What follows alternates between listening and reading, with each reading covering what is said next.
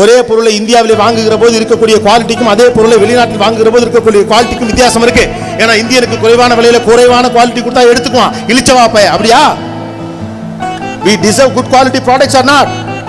நமக்கு அந்த ஃபீல் வரணும். இவ்வளவு பேர் படிக்கிறோம், உலகத்துல எங்கே இவ்வளவு பேர் படிப்பான்னு தெரியல. அமெரிக்கால இவ்வளவு பேர் படிக்கிறது கிடையாது. whole America is producing just 35,000 engineers in a year. just Tamil Nadu itself is producing 1.5 lakh engineers in a year. ஒரு வருஷத்துல 1.5 லட்சம் இன்ஜினியர் ப்ரொடியூஸ் பண்றோம். வீட்டுக்கு ஒரு பிள்ளையாவது படிக்கிறான், தெருக்கு தெரு 10 பேர் படிக்கிறான். ஒரு காலத்துல தெருல ஒருத்தன் வீடு இருக்கும், அவர் கலெக்டர் ஆபீஸ்ல வேலை பார்க்கறாருமாங்க. இன்னைக்கு பூரா போய் கலெக்டருக்கு படிக்கிறதுக்கு சுத்திக்கிட்டு இருக்கான். அவ்வளவு வளர்ந்துருக்கோம். ஆனா ஒண்ணு கண்டுபிடிச்சிருக்கோமா? ஏதாவது நம்ம இருக்கா?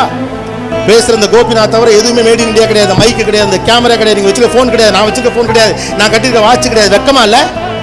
when are you guys are going to be producers? when are we collective knowledge going to be? உலகம் முழுக்க எல்லாருக்கும் நெட் போல்ட் திருகிறதுக்காக பெத்து விட்டுருக்காங்க. நம்மள எல்லா கம்பெனில போய் கார் நெட் டயர் திருவுறது நம்ம வேலை, காரை உருவாக்குறது நம்முடைய வேலை, அதை மார்க்கெட் பண்றது நம்முடைய வேலை. கேவலம் பீஸாவை மார்க்கெட் பண்ணி இந்தியாவுக்குள்ள கொண்டாண்டான். பிறந்த புள்ள திங்கலான்னு சொல்ற இட்லியை மார்க்கெட் பண்ணி உலக நாட்டுக்குள்ள என்ன கொண்டு போகவே முடியல. we guys are weak. we are not understanding our quality. ஏதோ ஒருத்தர வேலைக்கு சேர்ந்து சின்னதா கஷ்டப்பட்டு மேல வரல, எந்த தலையெழுத்தும் இல்ல. இது ஒரு நாலேஜ் எக்கானமி. படிச்ச பசங்களுக்குலாம் சாப்பாடு பட்டில கொண்டு போய் கொடுக்க சொல்லுது சமூகம். படிச்சவனா இதுக்கு அந்த வேலை பார்க்கணும். படிச்சவனுக்கு படிச்சதுக்கான வேலை கிடைக்கிறதுக்கு என்ன உண்டு அதை செய்யுங்க.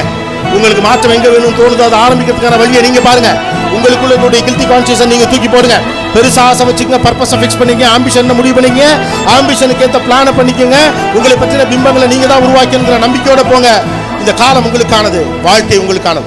சந்திர காட்டிலும் ஜன்னலில் வீசட்டும், சரித்திரம் நாளை நம் சாதனை பேசட்டும்.